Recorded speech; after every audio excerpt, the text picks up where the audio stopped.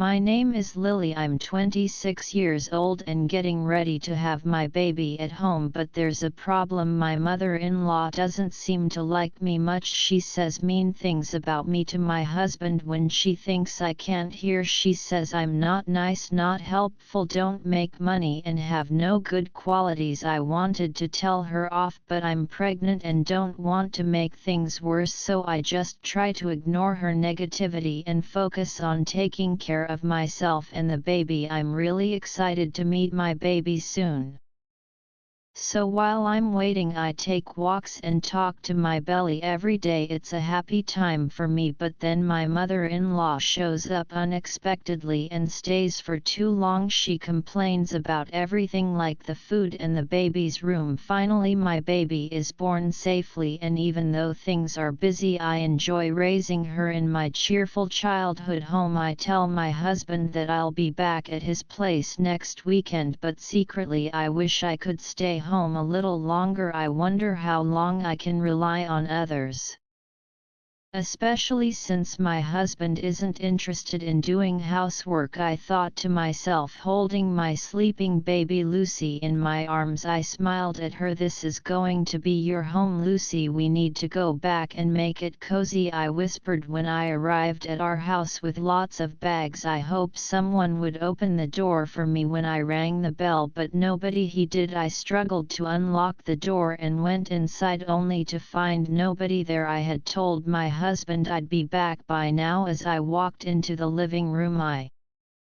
was shocked by what I saw. What happened here? The room was a complete mess with stuff scattered everywhere. It wasn't just untidy, it looked like someone had deliberately made a mess. Was it a break-in? Terrified, I ran out of the house. Hello, police. I just got back from having my baby in my house. Is a disaster, I said shakily into the phone while my peacefully sleeping baby began to cry. Adding to my panic, a neighbor passing by noticed our distress and kindly invited us to rest at their house. They helped me calm down from the shock and fear. After giving my daughter some milk, she fell back asleep. Soon we heard police sirens and I went back to my house with the neighbor by my side. The front door was still locked. I was too scared to go in after seeing the living room, so I hadn't checked the other rooms. When I explained this to the police, they commended me for being cautious. They explained that encountering a burglar can be dangerous, so it's safer to stay outside and wait for them to arrive. I hadn't thought about that in my rush, but the idea scared me now. As I finished explaining, a voice full of uncertainty spoke up. What's going on? Why are the police here? It was my mother-in-law. It's a bad situation, mother-in-law. Our house has been ransacked and we suspect it was a burglary. The police are here to investigate, I explained before she could interrupt. I felt a sharp stain on my cheek as my mother-in-law slapped me hard. My vision blurred from the shock, and amidst the chaos of neighbors and police, I instinctively held my sore cheek. My mother-in-law's face was flushed red with anger as she yelled at me, accusing me of being shameless for calling the police about a burglary. I was stunned, unable to understand why she was so furious, especially with the pain in my cheek throbbing. A neighbor tried to intervene, explaining that calling the police was the right thing to do and it's their job to investigate, but she wouldn't listen. She went on to scold me for leaving my husband alone and going back to my parents' house during childbirth. She said I was useless if I wasn't at home doing housework, and now she was upset that I had caused a scene by calling the police. Even though everyone around tried to reason with her and tell her it wasn't my fault, she wouldn't listen. As I tried to make sense of it all, I realized something strange. Despite our house possibly being burgled, she didn't seem concerned about any losses, and even though it was the first time she was meeting her grandchild. She didn't show any interest. Why everyone around me didn't seem to agree with what I was saying. That's not the point. How can you accuse me without even saying sorry? My mother-in-law completely ignored my question, sticking to her argument. Mom, what's happening? Robert, my husband, interrupted the argument, appearing quite calm. Robert, listen to this. It's awful. My mother-in-law's face lit up with delight at the sight of her beloved son. Lily apparently called the police. Why, she's been going on about a burglary, but that's impossible. Robert, please tell her to stop being so ridiculous. My mother-in-law insisted. Is that true? Lily, maybe you got it wrong about the berry. It's bothering the neighbors, you know, and the police have other things to deal with, so let's send them away soon, Robert said, trying to calm things down. What I was shocked, but for a different reason this time. Not only was my mother-in-law against me, but now my husband Robert seemed to be too. I couldn't believe he would say something like that. Wait, Robert, our house isn't just messy. The police are still investigating. We don't know for sure if it was a burglary yet, but something is definitely off about the state of the house. We're about to check if anything's missing and file a report. No, absolutely not, Robert interrupted me with a raised voice. But why? The conversation was becoming more confusing by the moment. I felt lost and tears began to fill my eyes. I came back here and nobody was here, and the room was a mess. I didn't know what happened and I was scared, unable to hold back my sobs. I found comfort in the embrace of a neighbor, their warmth making me cry even more. Yet in front of me, both when mother-in-law and husband seemed irritated and simply stared at me. Why won't you understand? My heartache seemed to affect my daughter too as she woke up crying. This only seemed to annoy my mother-in-law and husband even further. With the kindness of the neighbors and the concerned look of the police, I ended up spending the night at a neighbor's house. Stolen things? I don't know. Lily's just overreacting. Let her go inside, my mother-in-law said, while my husband added, yeah, Lily, calm down. They didn't seem to care about the mess and quickly went inside after the police finished their investigation. I didn't think he was like that, I thought, standing in front of the closed door, recalling my husband's words. My mom still treats me like a child and it's annoying. I usually just go along with her to avoid conflict, but it's really a hassle. Despite his complaints, though, I couldn't stay outside forever. After apologizing repeatedly, I ended up spending the night at my neighbor's house. Mom needs to be strong. I'll do my best, I whispered to my daughter, who was finally falling asleep despite being fussy. The next day when I returned home, my mother-in-law and husband were there. Did you really stay here last night with everything in such a mess? The living room was somewhat tidied up for them to sit, but it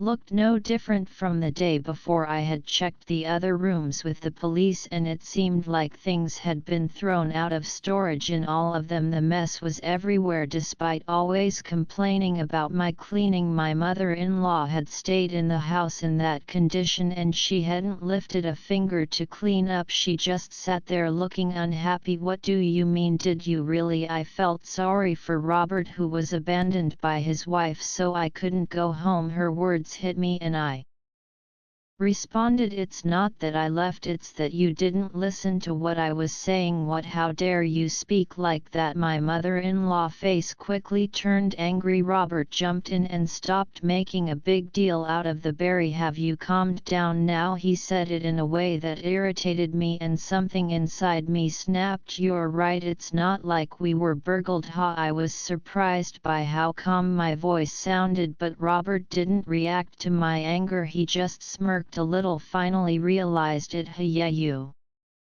were overreacting about the bureau anyway. Start cleaning up, Robert said, as if it was someone else's problem, and my mother-in-law looked smug. Cleaning and taking care of the house are a wife's duties, aren't they? My mother-in-law said this in a sickeningly sweet tone, as if talking to a pet. What? I'm not cleaning up, it's your mess, so you should clean it, I said, feeling belittled by them. What? How dare you? As expected, they didn't like my response. You're such a terrible miserable wife get to work? My mother-in-law snapped at me, clearly annoyed. What a hassle. My husband grumbled. In agreement, I handed them the divorce papers I had prepared and filled out. First thing in the morning. I want a divorce, I said firmly. My husband blinked, looking surprised. That's right, I want a divorce right now, I declared firmly. In that instant my mother-in-law grabbed the divorce papers and emphatically lamented, "Oh, poor Robert, being treated like this is so awful," as she hugged my husband's head. "Such a big baby, aren't you?" I have tried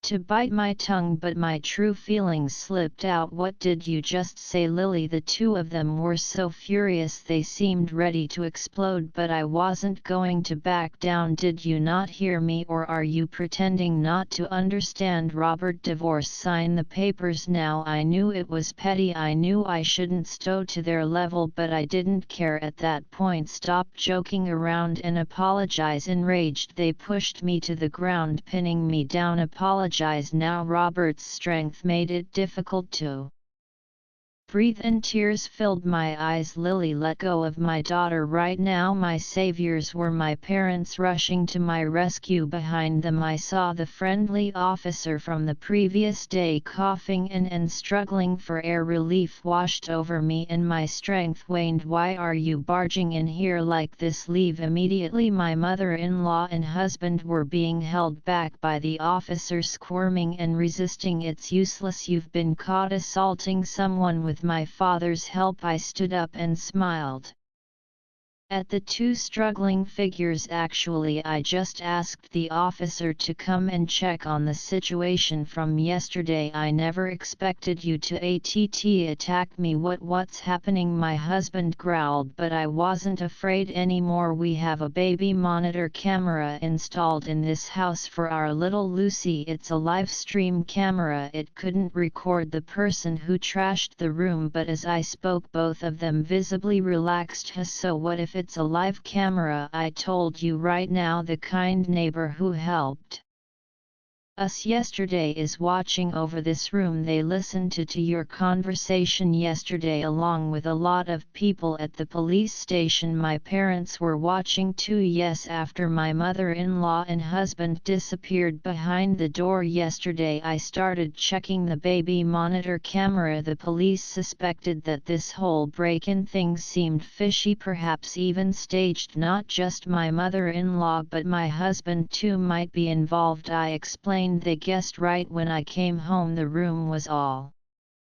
messy and you both acted surprised, blaming me for it. You planned to make my parents apologize by saying they didn't want a daughter-in-law who do something like that. But you didn't want a daughter-in-law at all because we had a baby girl, not a boy. You wanted to replace me with someone else, right? And what's this about an affair approved by the mother-in-law?" I said it all quickly and everyone looked at them coldly. "It must be a mistake," my husband said nervously. "No way, I would never cheat. I'm Lily. Do you still have more to say? This nonsense stop." My mother-in-law, who forgot herself for a moment and got angry, wasn't forgiven by the others. I also refused to accept being judged on such an unfair basis. "I don't want a family that doesn't care about how our baby is doing. It's not right that our neighbor who's been looking after her shows more love than my own family. Since I arrived today, I'm going back to my parents' house, and yes, I'll file for divorce and fight for custody of our daughter. It seems